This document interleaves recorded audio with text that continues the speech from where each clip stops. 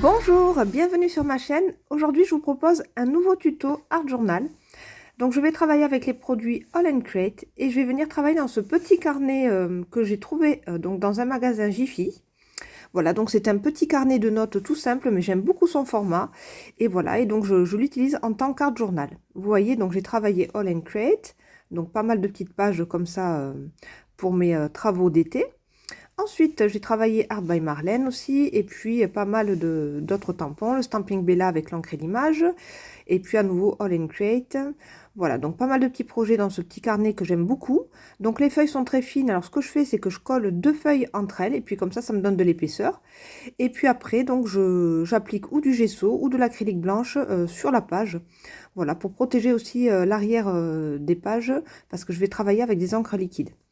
Donc je sèche l'acrylique blanche avec mon Knit Gun. Une fois que c'est bien sec, je travaille donc mon fond avec les Distress en spray.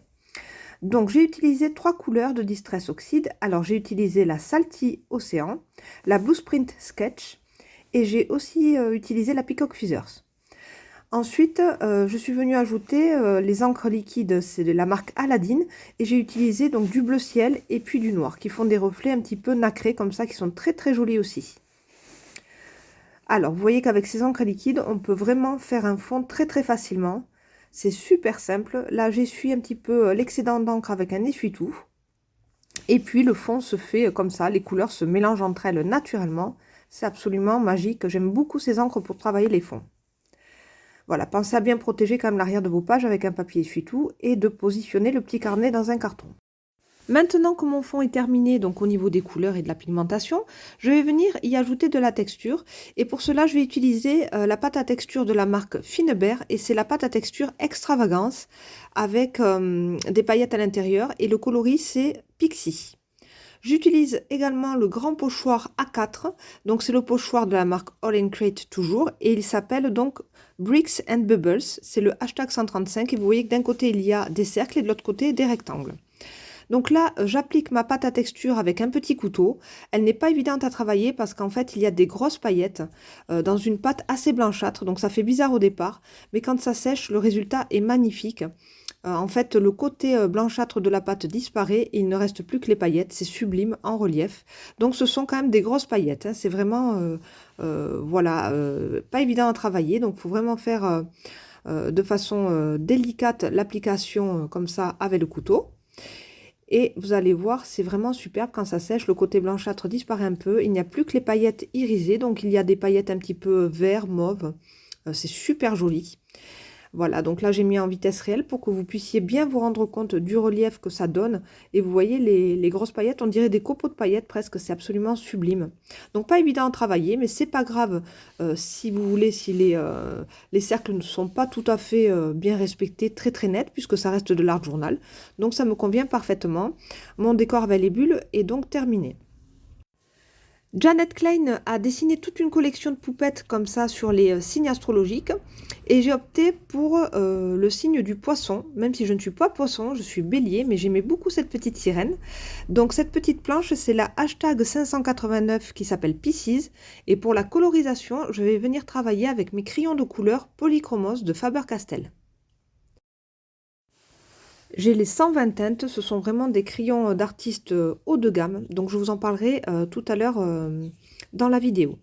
Donc là, je vais faire une petite série de tamponnages sur du papier à dessin. Donc vous pouvez retrouver des blocs de papier à dessin dans n'importe quel magasin de beaux-arts. Et puis je vais tamponner donc avec ma Versafine noire et mon petit bloc acrylique. Voilà, donc là j'utilise le bloc acrylique Doll & Create qui est assez flexible, il est très fin et voilà, donc franchement il y a plein de tailles différentes en plus, donc c'est super chouette. Premier tamponnage loupé, ça arrive, donc c'est pas grave, je fais une petite série comme ça pour avoir des petites sirènes en stock. Et puis je vais faire une série de tamponnages comme ça avec tous les petits textes à côté, voilà le petit signe astrologique du poisson. Donc sur ma feuille de papier dessin. On va donc passer maintenant à la mise en couleur de cette petite sirène. Donc pour le visage, j'opte pour deux petites couleurs chères, en fait une plus foncée pour les contours du visage et une plus claire que j'applique au centre. Et puis je viens blender les couleurs ensemble au centre du visage avec mon crayon blanc. Et je fais donc les petits bras de la sirène comme ça avec les mêmes teintes de couleurs chères. Maintenant, pour la chevelure, j'essaye de voir ce qui pourrait bien contraster avec ce bleu turquoise de ma page d'Art Journal avec des fonds comme ça marins, des couleurs assez froides. Et donc, j'opte naturellement pour une chevelure aux couleurs chaudes, une chevelure flamboyante. Voilà, donc je viens travailler avec des teintes un petit peu marron bordeaux comme ça, cuivrées. Et puis, je viens avec un joli orange et au centre de chacune des mèches, je vais appliquer une couleur jaune orangé qui va être très très vive et qui va apporter, vous verrez, de la lumière à la chevelure. Je voulais vous parler donc de ces crayons polychromos. Ces crayons de couleur haut de gamme font partie donc de la famille des crayons de couleur que l'on dit gras. Voilà, ils sont moins gras que les Prismacolor cependant. Au niveau de la qualité du crayon, les polychromos sont de très très beaux crayons. La mine est très pigmentée, elle ne se casse vraiment que très rarement, donc c'est vraiment très agréable. Le bois utilisé pour ces crayons de couleur, c'est du bois de cèdre rose de Californie, donc c'est un bois qui est très très dur.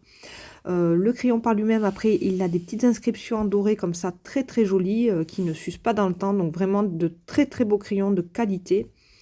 Voilà, tant par sa pigmentation que par les matériaux utilisés. Voilà pour les polychromos. En plus, on peut les retrouver vraiment à l'unité un petit peu partout. On peut acheter des boîtes, donc c'est 12, 24, 36, etc. Donc vraiment, on peut choisir la boîte que l'on souhaite pour commencer et puis venir compléter la collection avec des crayons à la pièce. Alors que les Prismacolor, on ne les trouve malheureusement que sur Amazon en ce moment. Et c'est difficile de trouver les crayons Prismacolor à la pièce. Voilà, les crayons Prismacolor sont beaucoup moins qualitatifs en parlant donc juste du crayon. C'est vrai que le crayon est pas super bien fait, les mines ne sont pas très centrées dans le crayon, le bois utilisé n'est pas super, donc vraiment on dirait vraiment des crayons bas de gamme, mais après au niveau de la colorisation, ils sont super agréables puisqu'ils sont à la cire, ils ont une capacité, comment dire, ça couvre vraiment de suite très très bien le papier, il y a des couleurs absolument magnifiques, moi j'adore les Prismacolor aussi, mais c'est vrai qu'au niveau du crayon, il faut dire la vérité, ça n'a absolument rien à voir. Voilà un petit peu pour la différence entre ces deux gammes de crayons de couleur que l'on compare souvent. Moi, j'aime utiliser tous mes médiums, donc franchement, je m'éclate autant avec les polychromos qu'avec les Prismacolor. J'ai aussi les Castle Art qui sont un petit peu moins chers. J'ai aussi les crayons de couleur Holbein, donc je trouve que ce sont tous de très très bons produits. Voilà, après, c'est vrai que les polychromos et les Prismacolor restent quand même les plus onéreux. Les Holbein aussi. Donc voilà, c'était pour une petite explication sur ces crayons. Donc maintenant, j'attaque le détourage de tous les petits éléments que j'ai tamponnés tout à l'heure. Donc je me suis fait des petites étiquettes comme ça avec les petites caractéristiques du signe poisson. J'ai découpé aussi les petites vagues. Et voilà, donc j'ai fait des petits cadres avec mes stylos Pigma Micron, vous avez vu. Et puis maintenant, je vais voir comment je vais placer tous ces éléments sur ma double page d'Art Journal. Donc vous voyez, les petites paillettes sont super jolies. Ça ressort vraiment bien et puis ça fait vraiment un effet fond marin comme ça. Donc j'aime beaucoup les paillettes. Je suis super contente de ce résultat. Maintenant, pour agrémenter un petit peu plus mon fond et lui donner du détail, j'utilise la grande planche de tampon hashtag 386 qui s'appelle Ocean Wonder. Et j'utilise cette frise comme ça avec les coquillages qui est très très belle. Et je tamponne avec ma Versafine noire toujours. Et je sèche au heat gun. Je vais maintenant donc coller ma petite sirène comme ça, donc j'essaie de la mettre de travers mais ça me plaît pas, donc je la laisse comme ça à l'horizontale, en haut à droite. Je viens coller mes petites vagues tout en bas de ma page, et je vais faire comme ça une frise sur le bas. Donc je laisse les petites vaguelettes en noir et blanc parce que je trouve que ça contraste plutôt bien et ça reprend, si vous voulez, les étiquettes et puis le signe astrologique en noir et blanc également. Et en fait, comme ça, la sirène, elle ressort d'autant plus puisqu'elle est colorée. Donc, ça met la sirène aussi en valeur.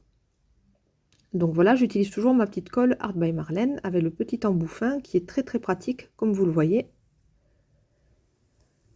Mes éléments donc sont tous collés maintenant. Et puis, je viens avec le Neocolor ici turquoise faire un petit essai. Oui, ça marche plutôt pas mal. Donc, c'est la couleur turquoise. Et je reprends toujours mon grand pochoir comme ça avec les cercles. Et je viens avec mon doigt frotter, si vous voulez, le Neocolor à l'intérieur.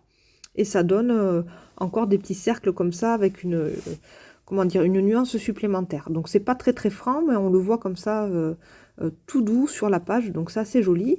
Et puis j'essaye comme ça plusieurs combinaisons, donc je reprends toujours des petits cercles, puis je change de médium. Là je prends mon petit Posca blanc.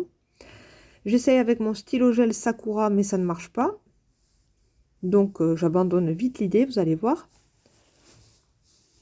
Et je reprends mon Posca. Donc voilà, au Posca ça marche plutôt bien. J'ai pris le Posca un petit peu plus épais. Voilà, comme ça m'a fait des petites bulles supplémentaires. Il n'y a pas que les bulles pailletées, il y a aussi d'autres sortes de bulles. Maintenant, je viens faire des petits points comme des toutes petites bulles qui seraient comme ça dans l'eau, toujours avec mon Posca blanc. Ensuite, je prends mon néocolore, donc là je viens avec le orange. Pourquoi je reprends le orange? C'est pour rappeler un petit peu la chevelure de la petite sirène.